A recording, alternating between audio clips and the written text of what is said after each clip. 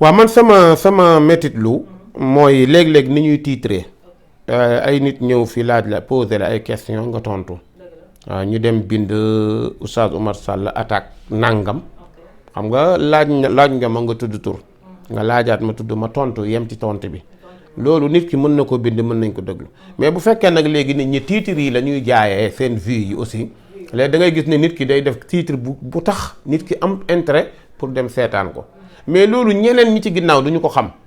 ñoom dañuy gis titre bi rek ne gis ni Oustaz Oumar Sall dafa dal Modou Kara fekk déedéet Oustaz Oumar Sall dafa dal sëriñ bi fekk déedéet su boobaa bu loolu amee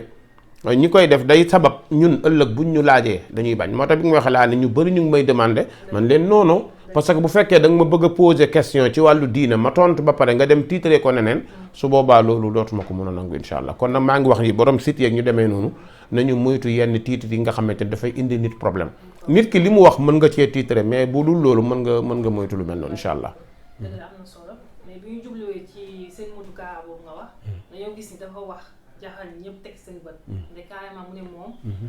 mënul jàpp bay julli. léegi yow wax jooju noonu ba jàngante ci am ku mënul jàpp bay julli. waaw jàngat bi ma ci am mooy ba ma ci waxoon rek xam nga nit bu toogee ba ni moom mënul jàpp mënul julli sa ñaari wax moo fi am rek bu dee ci charia la waxee bu dee ci xaqiqa nag ñoom ñoo ko gëm. mooy li ñu tuddee la logique nga xamante ni moom mën na cee jublu xamul gi nag moo koy leeral mais bu fekkee kilifa bu toll ni moom taxaw na ni man mënumaa julli. kooku moom moo mën a leeral li tax mën a mënta julli lan la jublu ci mënul julli mais en tout cas wax boobu moom bu fekkee rek dañuy wax dëgg te yàlla tax mooy waxin bi jaru ko woon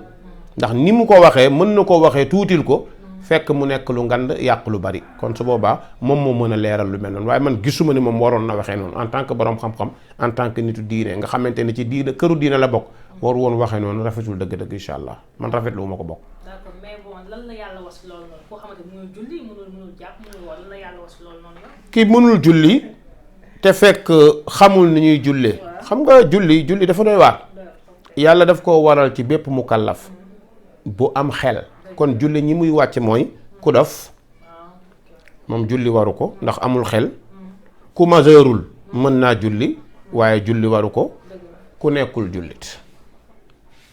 bu fekkee nag nit ki jullit la toog ba benn âge bi mu ne munta julli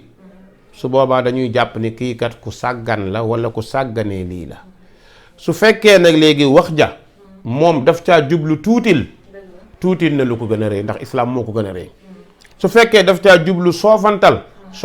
na lu ngand loo xam ne yonent bi da ko fonkoon lool kon lu mel noonu lañu xam ne julli nekkut lu ñu war a fooyee nekkut lu ñu war a caaxaan incha allah rabbi